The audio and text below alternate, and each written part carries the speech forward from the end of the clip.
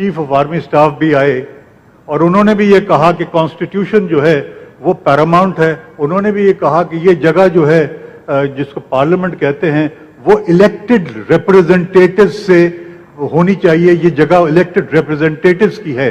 ये दो बातें बड़ी क्रूशल हैं। अब उनका मकसद क्या था ये मैं नहीं कह सकता हूं, मगर ये बात जो है वो कॉन्स्टिट्यूशन में भी बड़ी वाज़ेह तौर पर लिखी हुई है कि ये पार्लियामेंट जो है वो सिर्फ इलेक्टेड मेंबर्स के लिए है और उसके अंदर किसी और का दाखिला भी बगैर इजाजत के नहीं हो सकता। अब हामिद खान साहब बहुत मेहरबानी, बहुत शुक्रिया। It was a wonderful discourse. Now अब मैं जनाब अनवर मंसूर साहब को जो खसूसन सिर्फ कराची से यहाँ तशरीफ लाए हैं, फॉर्मर जज, former attorney general, senior advocate supreme court Anwar Mansoor. सब कुछ attorney general advocate general undermine ना कर। बिस्मिल्लाहिर्रहमानिर्रहीम। बहुत बहुत शुक्रिया तारिक रहीम साहब, कोसा साहब, सबका बहुत बहुत शुक्रिया मुझे दावत देने का। और मेरा जाहिर है कि अगर दावत दी जाती है तो फिर आना भी ज़रूरी था। और ये जो आज जिसके ऊपर हमें बुलाया गया है, सैंक्टिटी ऑफ द कॉन्स्टिट्यूशन और जुडिशल इंडिपेंडेंस, ये एक बड़ा पुराना टॉपिक है, मगर अनफॉर्चुनेटली पाकिस्तान के अंदर इसके ऊपर न तवज्जो दी गई है ज़्यादा और न इसके ऊपर कोई रियल काम हुआ है। इंडिपेंडेंस ऑफ जुडिशरी जो है उसका तो हमें भी पता है और हम देख भी रहे हैं कि क्या है।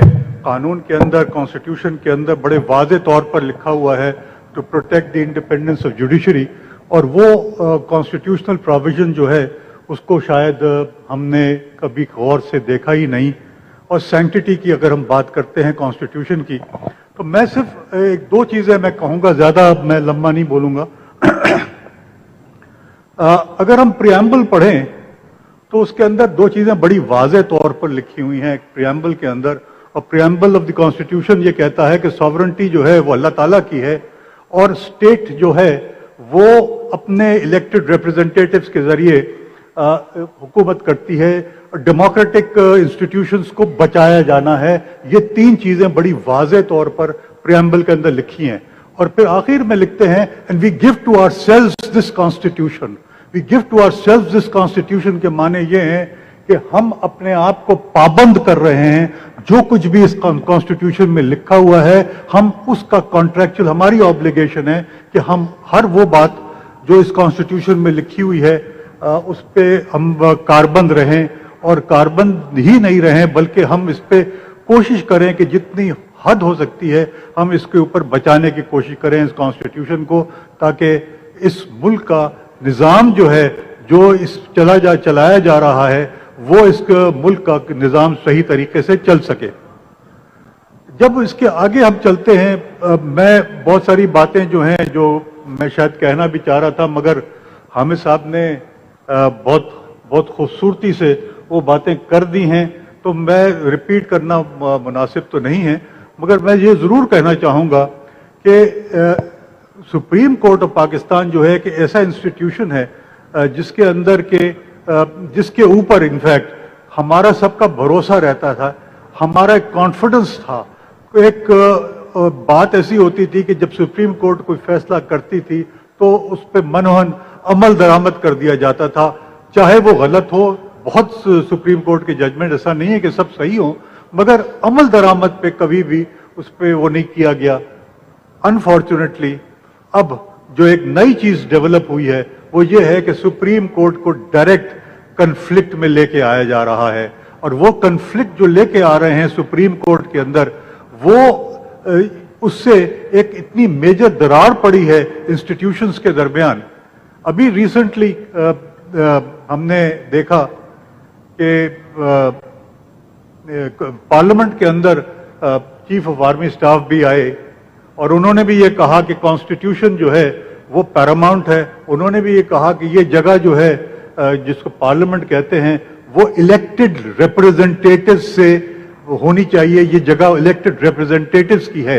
ये दो बातें बड़ी क्रूशल हैं। अब उनका मकसद क्या था ये मैं नहीं कह सकता हूं, मगर ये बात جو ہے وہ کانسٹیٹیوشن میں بھی بڑی واضح طور پر لکھی ہوئی ہے کہ یہ پارلیمنٹ جو ہے وہ صرف الیکٹڈ ممبرز کے لیے ہے اور اس کے اندر کسی اور کا داخلہ بھی بغیر اجازت کے نہیں ہو سکتا.